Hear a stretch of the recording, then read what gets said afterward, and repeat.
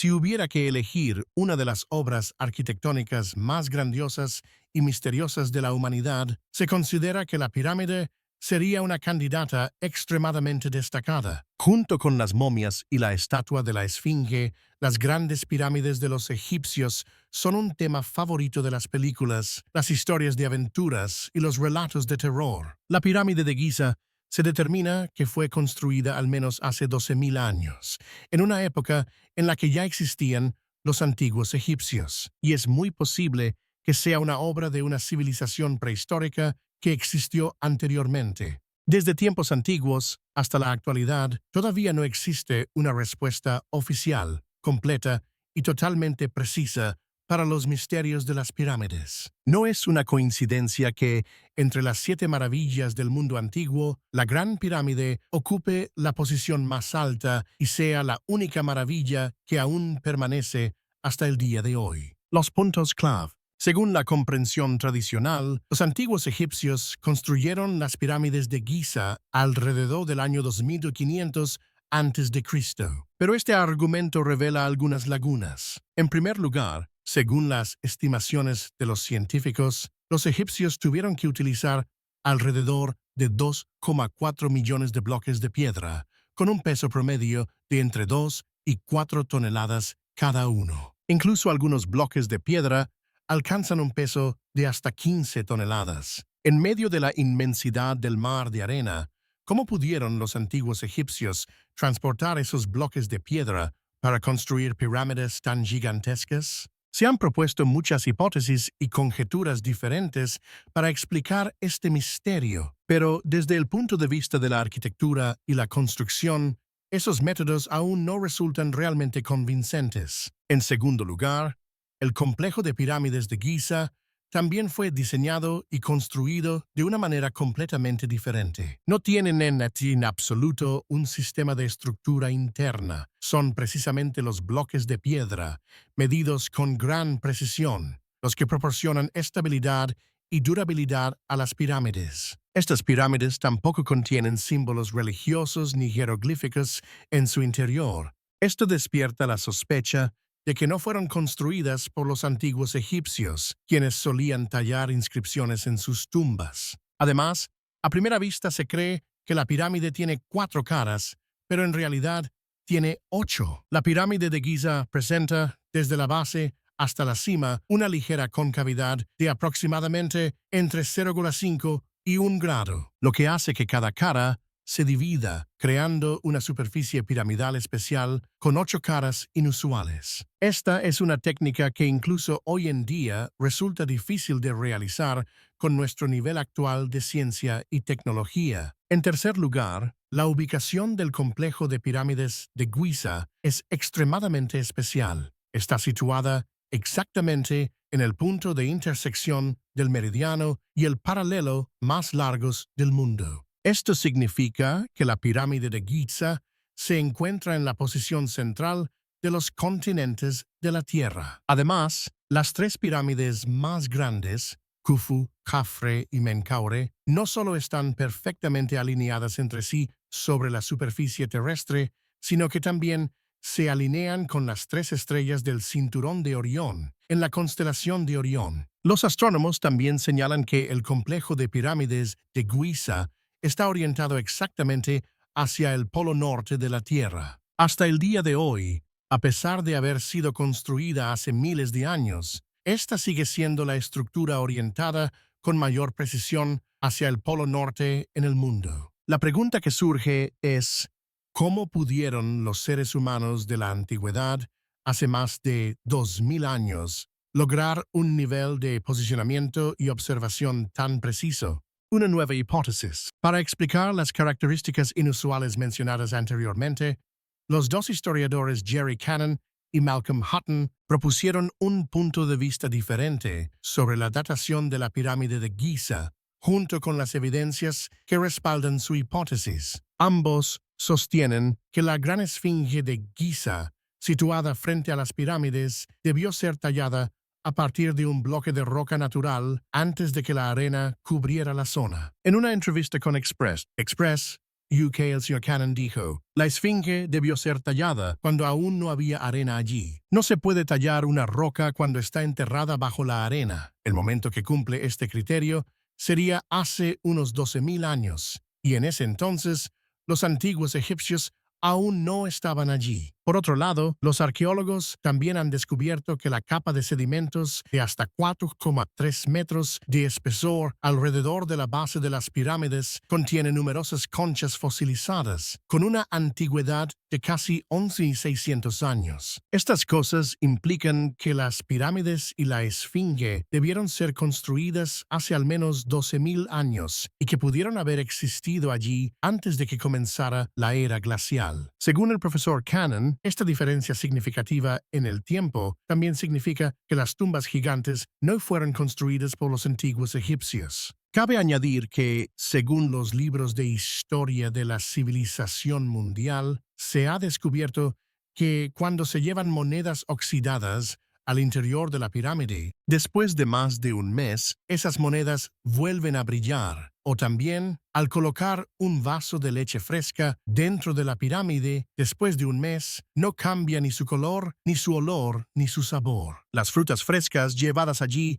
después de medio mes siguen estando frescas, sin perder agua ni marchitarse. Por lo tanto, es muy posible que los antiguos egipcios simplemente descubrieran la extraordinaria capacidad de conservación de esta estructura y por ello llevaran las momias a su interior. Posteriormente, investigaron, estudiaron y construyeron algunas versiones más pequeñas. Un detalle interesante que conviene mencionar es que los arqueólogos han descubierto numerosos restos óseos de una raza de humanos gigantes con una antigüedad de 12.000 años. En el mismo periodo en el que se cree que se construyó la Gran Pirámide en distintas partes del mundo, la altura de estos seres, cuando estaban vivos, se determinó entre aproximadamente 4 y 12 metros. Con una estatura de este nivel, la construcción de pirámides tan colosales resultaría casi comparable a cómo los seres humanos de hoy en día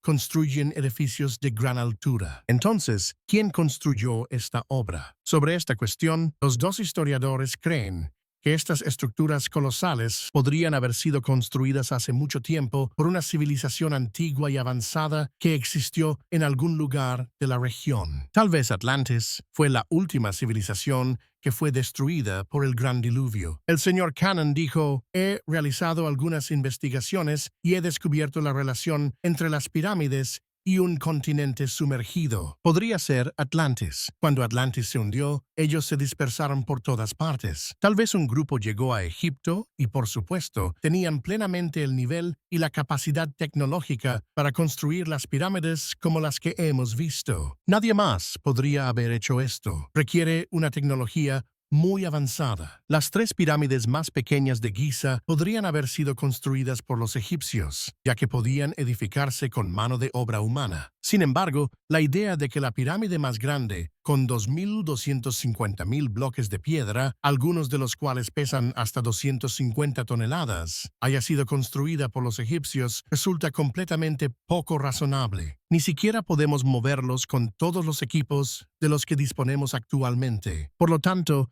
la civilización que hemos mencionado tenía un nivel incluso mucho más avanzado que el nuestro en la actualidad. La existencia de las civilizaciones prehistóricas. La existencia de otras civilizaciones avanzadas anteriores a la nuestra no se limita únicamente al ámbito de la hipótesis. Los arqueólogos han descubierto numerosas estructuras y artefactos extraños que respaldan este argumento. En junio de 1968, el coleccionista William J. Meister, en Antelope Spring, Utah, Estados Unidos, encontró una losa de piedra de 5 centímetros de grosor que contenía el fósil de una huella de zapato humano junto con otra marca sumamente peculiar, el fósil de un trilobite aplastado por la huella de un zapato. Esto dejó a los científicos extremadamente desconcertados, ya que los trilobites son organismos que desaparecieron a finales del período Pérmico, hace aproximadamente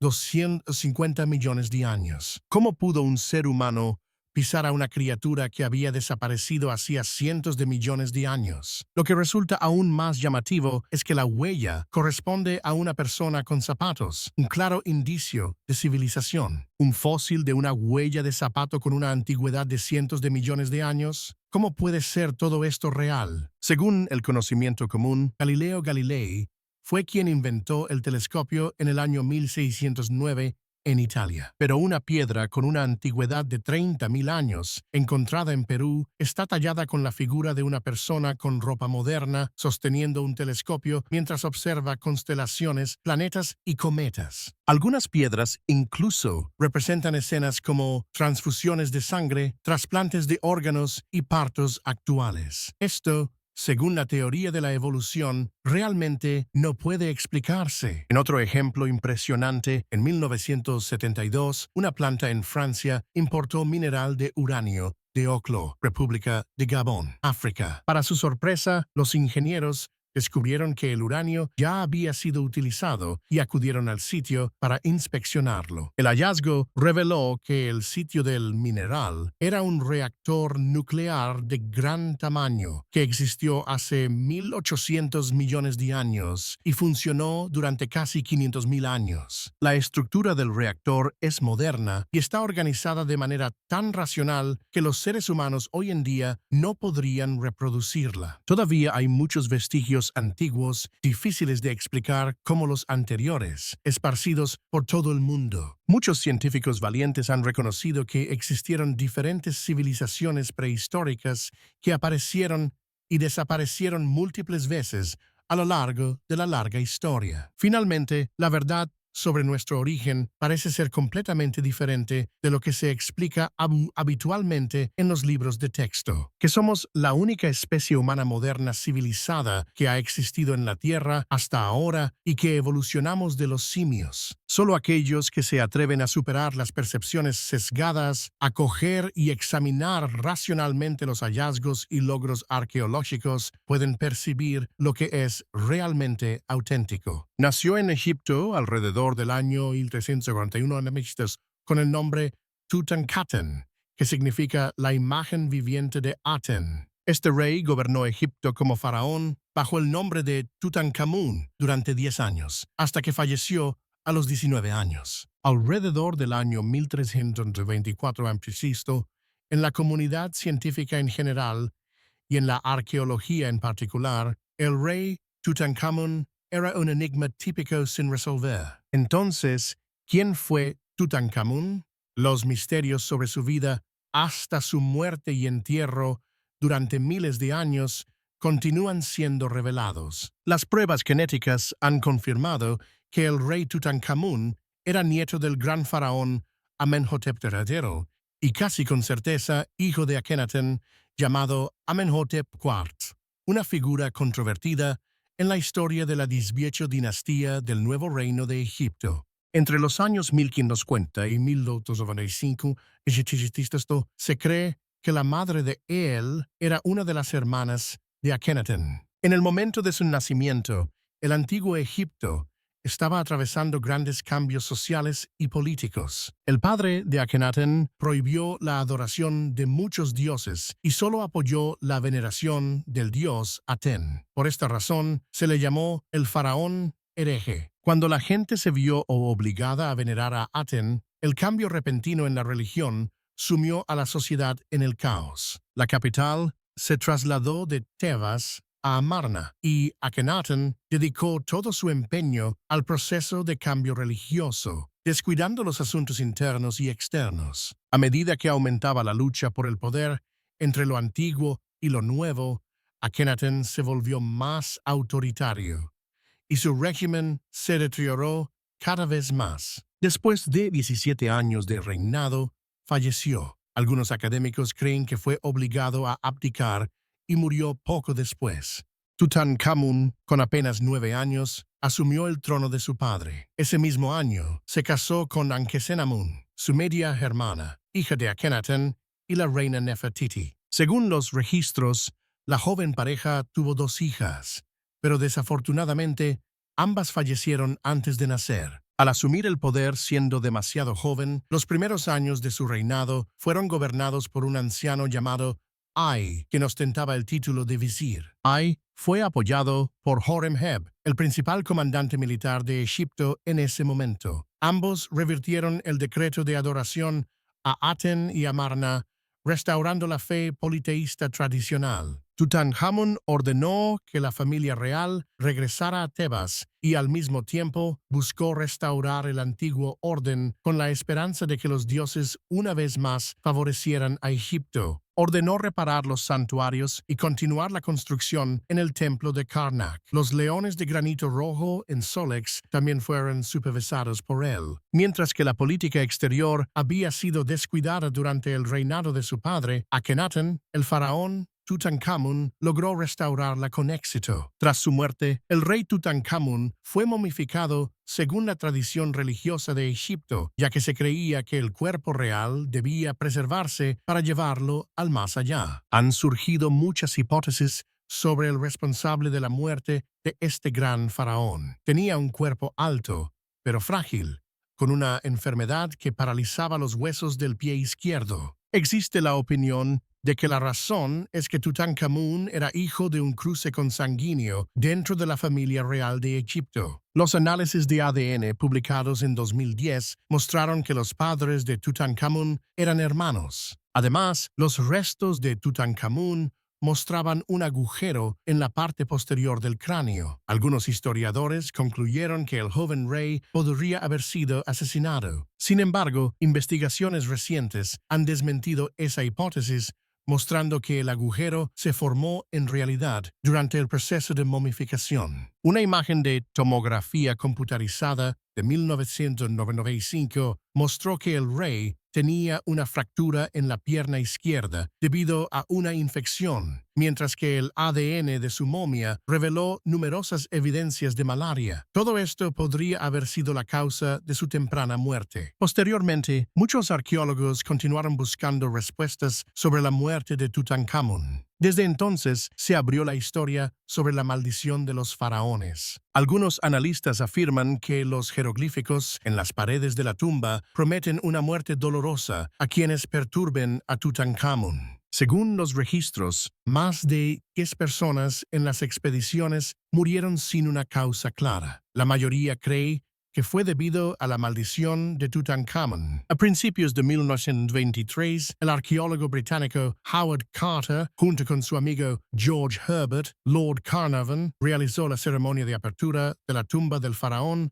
Tutankamón en el Valle de los Reyes, en Egipto. 2 meses después, Carnarvon murió por una septicemia causada por la picadura de un mosquito en la mejilla. La prensa especuló que fue víctima de aquella misteriosa maldición. Algunos expertos ofrecieron una explicación científica, afirmando que las muertes podrían estar relacionadas con sustancias tóxicas presentes dentro de la tumba de Tutankamón. Según ello, se ha demostrado que algunas momias antiguas portaban mohos potencialmente peligrosos. Además, las paredes de las tumbas podrían haber estado cubiertas de bacterias capaces de atacar el sistema respiratorio. Sin embargo, los expertos han rechazado esta hipótesis. Sostienen que Carnarvon ya padecía una enfermedad crónica incluso antes de acercarse a la tumba de Tutankamón. Sin embargo, los expertos rechazaron esta hipótesis. Consideran que Carnarvon padecía una enfermedad crónica desde antes, incluso de acercarse a la tumba de Tutankamón. Además, la revista médica británica realizó un estudio en el año 2002 y descubrió un detalle extremadamente extraño. Se cree que la maldición no afecta a los egipcios nativos. Sin embargo, hasta el día de hoy, esta afirmación aún no ha sido demostrada de manera concluyente. Durante su expedición arqueológica, Howard Carter también descubrió 2 dagas cuidadosamente envueltas dentro de las vendas de la momia de Tutankamón. Una de las dagas tenía una hoja de oro, mientras que la otra poseía una hoja de hierro. Cada daga tiene una funda de oro. Entre los 2 tipos de dagas, la daga de hierro hierro es hasta el día de hoy la que tiene mayor valor, porque durante toda la vida de Tutankamón, el hierro era un metal precioso y raro. Tal como su nombre lo indica, el hierro del cielo de Egipto se obtenía en su mayor parte de meteoritos. Otros objetos de hierro también fueron encontrados en la tumba de Tutankamón, incluyendo 16 pequeñas hojas de espada, un pequeño reposacabezas y un amuleto. En realidad, estas piezas de metal no fueron elaboradas cuidadosamente. Combinado con su pequeño tamaño, los expertos afirman que estos objetos fueron creados por artesanos locales. Sin embargo, la segunda daga es extremadamente especial. Se trata de una pieza elaborada con gran cuidado y refinamiento, y se considera que proviene de una tierra diferente, no de Egipto. Los registros históricos de la realeza también indican que la daga fue un regalo entregado por un rey de un reino vecino antes del nacimiento de Tutankamón. Al estar colocada en una posición destacada, algunos creen que esta daga incluso pudo haber sido utilizada en el ritual de momificación de Tutankamón. Más tarde, cuando los investigadores examinaron la máscara funeraria de oro del rey Tutankamón, descubrieron que representaba a un joven con rasgos idealizados: mandíbula fuerte, labios carnosos, pómulos altos y cejas reales. Según un informe del Daily Mail, numerosas imágenes en 3D finalmente revelaron la verdad. El cuerpo del rey Tutankamón fue sometido a una autopsia virtual, con tecnología de tomografía computarizada, análisis genético y más de 2.000 escaneos digitales. Los científicos dedicaron grandes esfuerzos a reconstruir su rostro para contrastarlo con la hipótesis de que había sufrido una herida facial en un accidente mortal de carro de guerra o que fue asesinado. Un estudio reciente indicó que el rey Tutankamón nació con deformidades físicas que le impedían por completo participar en carreras de carros. Los científicos revelaron que el faraón Tutankamón era de salud yeu, con la cadera desviada y deformada. Además, padecía epilepsia y malaria y debía caminar apoyándose en un bastón debido a una fractura en la pierna. El rey Tutankamón no podía mantenerse en pie sobre un carro en movimiento. Se cree que la causa proviene del matrimonio consanguíneo de sus padres. La tumba del rey Tutankamón se encuentra en el Valle de los Reyes. Se cree que su muerte prematura requirió un entierro apresurado, por lo que su cuerpo fue colocado en una tumba de pequeño tamaño, muy probablemente construida para un noble de rango inferior. 70 días después de su muerte, el cuerpo de Tutankamón fue enterrado y la tumba sellada. No se conocen documentos sobre Tutankamón después de esto. Por lo tanto, casi no se le conoció durante muchos siglos. Incluso la ubicación de su tumba se perdió. Hasta 1922, cuando el arqueólogo británico Howard Carter descubrió la tumba, esta había permanecido sellada durante más de 3.200 años. El enorme tesoro de objetos y riquezas de la tumba, destinado a acompañar al rey al más allá, reveló una cantidad asombrosa de información sobre la vida real en el antiguo Egipto. Desde entonces, el rey Tutankamón se convirtió rápidamente en el faraón más famoso del mundo. Los artefactos de la tumba del rey Tut viajaron por todo el mundo en una gira espectacular, incluyendo la exposición de los tesoros de Tutankamón entre 1970 y 79. Hoy en día, la momia de Tutankamón se exhibe en su tumba en el Valle de los Reyes, en la KFV 62. Sus sarcófagos de múltiples capas han sido reemplazados por una caja de vidrio especial. Aunque han pasado miles de años, el misterio del rey Tutankamón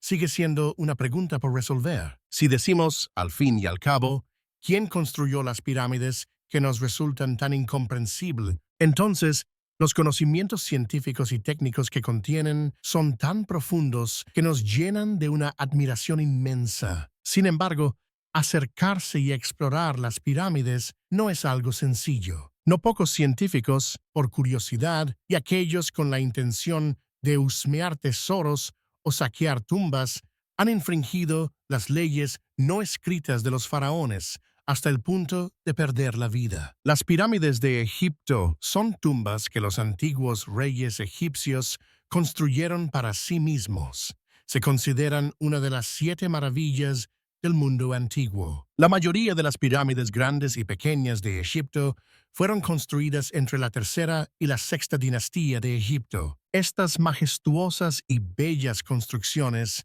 han soportado más de 4.000 años de cambios y altibajos a lo largo del tiempo, y se encuentran principalmente alrededor de la capital, El Cairo, en la zona de Giza, en la orilla oeste del Nilo. Hasta hoy, sigue erguida con orgullo, atrayendo a turistas de los 5 continentes y los 4 mares. A lo largo de 4.000 años de historia, las pirámides han mantenido un velo de misterio lleno de matices enigmáticos. Entre ellas, los encantamientos en las estelas funerarias son lo que más causa temor a las personas.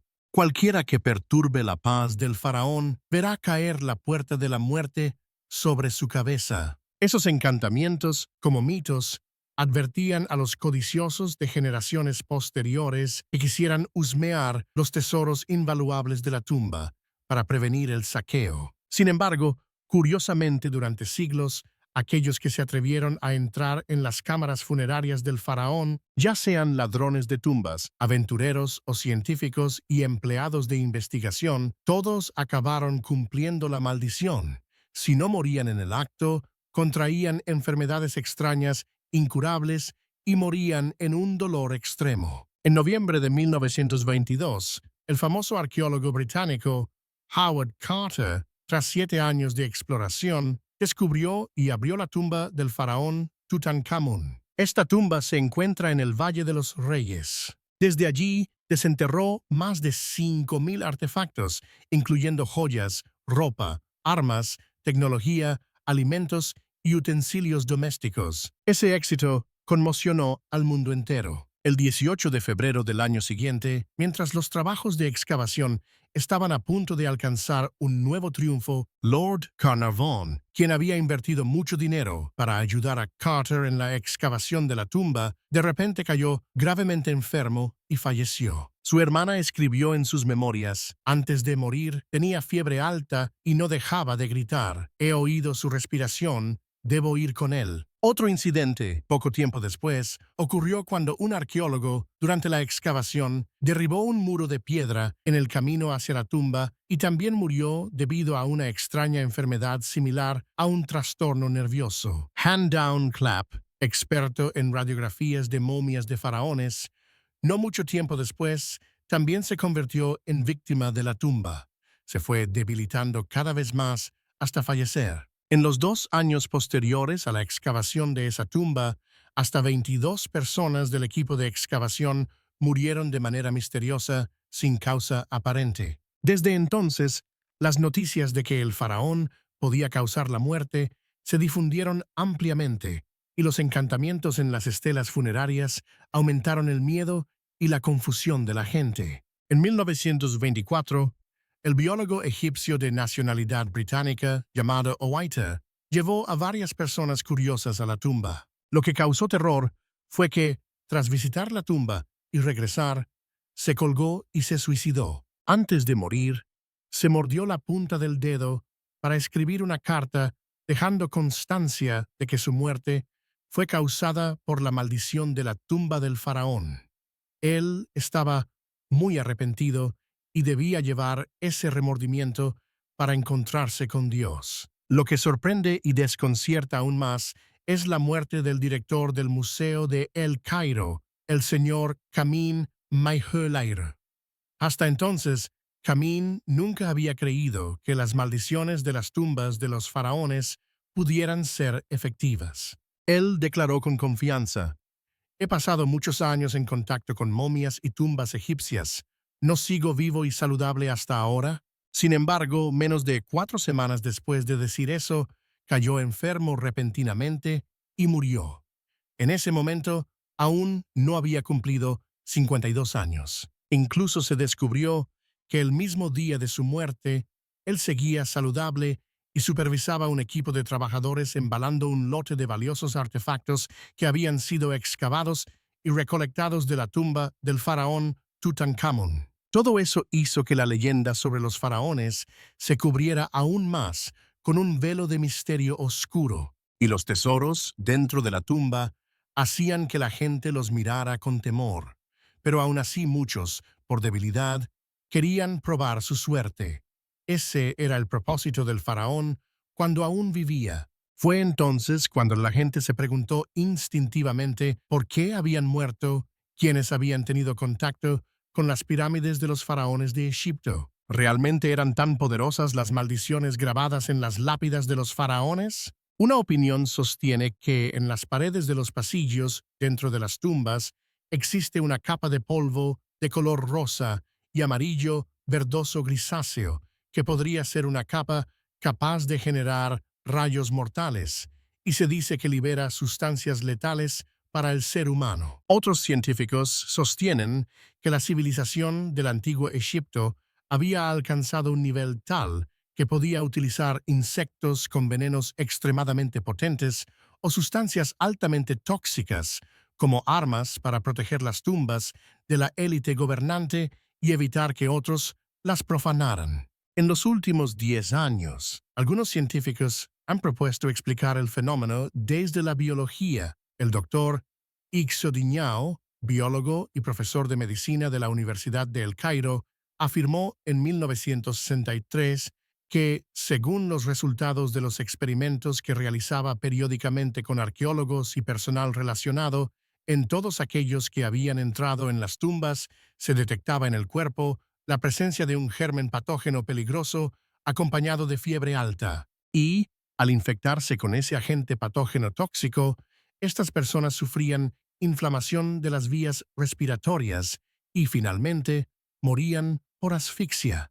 Pero ¿por qué estos agentes patógenos podían sobrevivir de manera tan persistente y resistente dentro de las tumbas? Que estos gérmenes pudieran sobrevivir hasta 4.000 años dentro de las momias es algo que incluso los científicos no han podido explicar. En 1983, una médica francesa llamada Figaro, tras muchos años de investigación, llegó a la conclusión de que la causa de aquellas muertes fue una reacción de hipersensibilidad de los excavadores y visitantes de las tumbas frente a bacterias tóxicas. Según los síntomas de la enfermedad observados en estas personas, ella explicó que tras la muerte de los faraones del antiguo Egipto, se enterraban junto a ellos oro, joyas, ropas y además una gran cantidad de frutas, verduras y alimentos.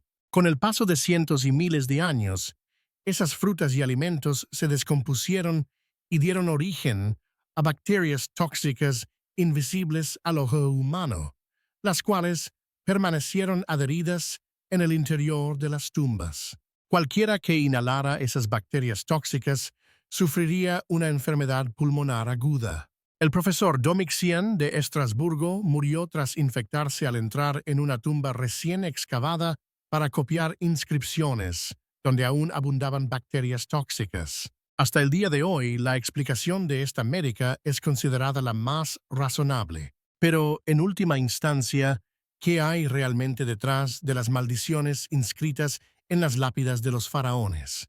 Esto aún requiere investigaciones más profundas por parte de los científicos. Incluso recientemente, los científicos han descubierto cuestiones relacionadas con lo que se conoce como la energía de las pirámides. En cuanto a la veracidad de ese asunto, no podemos hacer conjeturas. Otros científicos han planteado la hipótesis de que la llamada maldición del faraón podría provenir en realidad de la propia estructura de las pirámides. El diseño y la estructura de las tumbas, así como los pasillos en su interior, podrían generar, concentrar y emitir distintos tipos de radiación. Las oscilaciones magnéticas y las ondas de energía o la formación de algún tipo de campo físico, es decir, el llamado efecto o poder milagroso de las pirámides que mencionamos anteriormente, estarían manifestándose. Entonces, al final, ¿qué es correcto y qué es incorrecto? Cada persona tiene su propia manera de interpretarlo. Sin embargo, desentrañar el secreto de esas maldiciones no parece nada sencillo, al menos hasta el momento actual. La humanidad ha gastado no poca tinta al hablar de la antigua Gran Pirámide de Giza, un lugar que alberga numerosos misterios aún sin descifrar, situado en la tierra de Egipto. Hasta el día de hoy, incluso después de pasar solo una noche en la cámara del rey dentro de la pirámide, incluso un general valiente y hábil como Napoleón se volvió atónito y aterrorizado. Esta historia realmente ha despertado la curiosidad y el espíritu de investigación de los científicos. ¿Qué sucedió realmente aquella noche? Los invitamos a seguir viendo el próximo video para descubrirlo. Volvamos al año 1798, cuando Egipto aún era una colonia británica. Napoleón fue enviado por el Parlamento a este país misterioso con el fin de expandir el territorio hacia el este de África, al igual que en muchos otros lugares. Él se sintió atraído por los secretos de los faraones dentro de las pirámides, así como por la rica historia de este país. Siendo naturalmente curioso sobre los misterios de este lugar, incluso antes, este gran monarca había fundado la Academia de Estudios de Egipto con numerosos investigadores y académicos con el fin de combinar la exploración remota y la investigación arqueológica. Durante este viaje, Napoleón decidió llevar a cabo una investigación. Llevó consigo técnicos, topógrafos, astrónomos e incluso arqueólogos para explorar los secretos de las pirámides, una de las obras más grandiosas de la humanidad. Los equipos de investigación llevaron a cabo mediciones y estudios de la Gran Pirámide de Giza por orden del rey Napoleón y publicaron varios informes. Lo más destacado fue la piedra de Rosetta, descubierta en 1699, un hallazgo monumental que permitió a los arqueólogos descifrar por primera vez el lenguaje jeroglífico de los antiguos egipcios. Además, al llegar a Egipto, quería experimentar la sensación de misterio en las áreas internas de las pirámides. Napoleón pidió quedarse solo en la cámara del rey, un lugar del que siempre había oído hablar, y decidió pasar la noche allí. Pero a la mañana siguiente, al salir de aquella cámara, el rostro del emperador Napoleón se oscureció de manera extraña y aterradora. Quizá había presenciado una escena realmente espantosa en la tumba. Cuando su asistente, preocupado, le preguntó al emperador, Napoleón se negó a comentar lo sucedido y declaró que, a partir de ese momento, nadie debía volver a mencionar ese asunto. Muchos años después, cuando Napoleón estaba en su lecho de muerte, un amigo cercano le preguntó qué había experimentado dentro de la cámara del rey. En ese momento, Napoleón estaba a punto de hablar, pero finalmente cambió de opinión. Él solo negó con la cabeza y dijo, «No, no querrás creerme nunca». Así, lo que Napoleón experimentó dentro de la Gran Pirámide permanece para siempre como un secreto que se llevó a la tumba. Desde entonces, ha habido muchas conjeturas sobre el extraño encuentro de Napoleón en Egipto, según una fuente no verificada. Este monarca habría visto algunas escenas sobre su destino mientras estaba en la cámara del rey. Un dato interesante es que Napoleón no fue el único en tener experiencias misteriosas dentro de las pirámides. Más tarde, en 1930, un periodista británico, Paul Brunton, pasó una noche dentro de la cámara del rey, similar a como lo hizo Napoleón en su tiempo. Él describió su experiencia en su famoso libro titulado Una búsqueda en Egipto, Secretos. La cámara del rey estaba hecha completamente de granito. Aquella noche, una noche, se sentó sobre una losa y solo encendió una pequeña vela. La noche caía con un espeso manto negro, dejando apenas la luz parpadeante de la vela, mientras el silencio lo envolvía todo. En ese momento, pudo ver fantasmas vagando a su alrededor. Aunque estaba muy asustado, permaneció firme allí hasta el final. Estos fantasmas desaparecieron rápidamente, pero lo que ocurrió después fue aún mucho más aterrador. Poco a poco, sintió que su cuerpo se paralizaba, incapaz de moverse. Ese día, algunas personas vestidas con atuendos ceremoniales, pareciendo sacerdotes, comenzaron a aparecer. Estos fantasmas lo guiaron hacia una cámara secreta dentro de la pirámide, llamándola el Salón de Aprendizaje. Allí, sintió que su alma lentamente se desprendía de su cuerpo y entraba en un espacio más allá de la muerte. Describió esto como una experiencia fuera del cuerpo, diciendo que podía ver un hilo de plata conectando su cuerpo inerte con su alma flotando dentro de la pirámide, mientras su cuerpo permanecía inmóvil en el suelo. Pero el guía antiguo también le contó todo sobre la Gran Pirámide, que fue construida durante la Cuarta Dinastía, entre los años 2580 y 2160 a.C., la época en que los atlantes residían allí. Quizá una civilización gloriosa de la leyenda realmente existió, pero un gran desastre, un diluvio, sumergió aquel continente en el fondo del mar hace miles de años, tal como lo describe la Biblia. Además, fue llevado a recorrer y se le contó sobre todos los secretos ocultos en las cámaras dentro de la pirámide. Tras todas esas sorpresas, revivieron a la mañana siguiente. Los acontecimientos de la noche fueron tan reales que creyó que los sacerdotes que había encontrado realmente vivían dentro de la pirámide. Sin embargo, los expertos afirman que estas personas no existían en carne y hueso, sino como almas que vinieron a confirmar que hay vida después de la muerte. Si esta teoría es correcta, demostraría que el alma es real. Cuando morimos, el cuerpo se descompone, pero el alma vive para siempre. Sin embargo, para que el alma permanezca intacta, el cuerpo también debe ser bien protegido.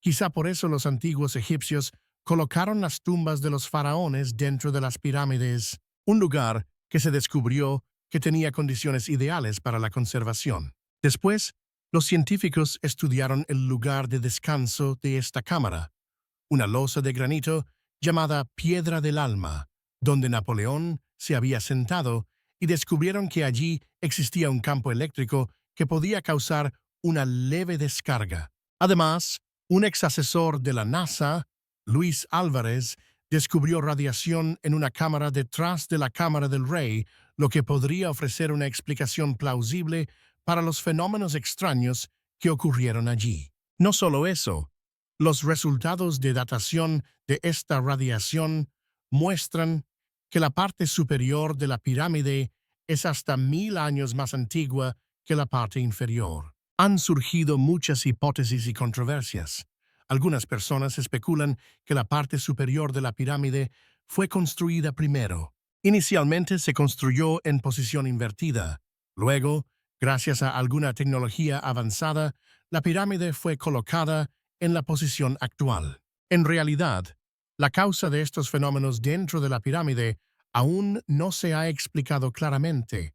Todas las respuestas siguen siendo especulaciones. Los secretos de las pirámides de Egipto son un gran enigma para todo el mundo. Más tarde, un periodista escocés, Lewis Spence, también fue un estudioso de las ciencias ocultas, con obras sobre la Atlántida, mundos perdidos, antiguos misterios y métodos educativos de la antigüedad. Descubrió que la Gran Pirámide de Giza también es un lugar que guarda profecías y predicciones. Lewis escribió que, según los científicos, se ha encontrado evidencia de profecías. Todos los eventos importantes de la historia humana están ocultos en gráficos y datos, derivados de números como las dimensiones de los lados, la circunferencia de las estructuras, como las diagonales internas de la pirámide. Algunos expertos también han estudiado estas profecías, entre ellos David Davidson, un ingeniero civil y estructural, dedicó 25 años a investigar este gran y misterioso enigma. Los resultados de la investigación y estudio de Davidson se publicaron en el libro La Gran Pirámide, Mensaje Divino.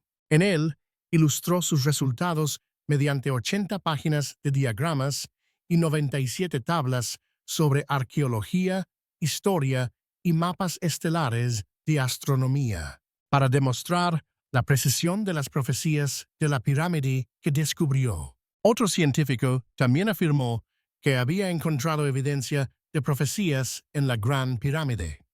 El astrónomo John Greaves de la Universidad de Oxford, quien estudió la Gran Pirámide en 1627.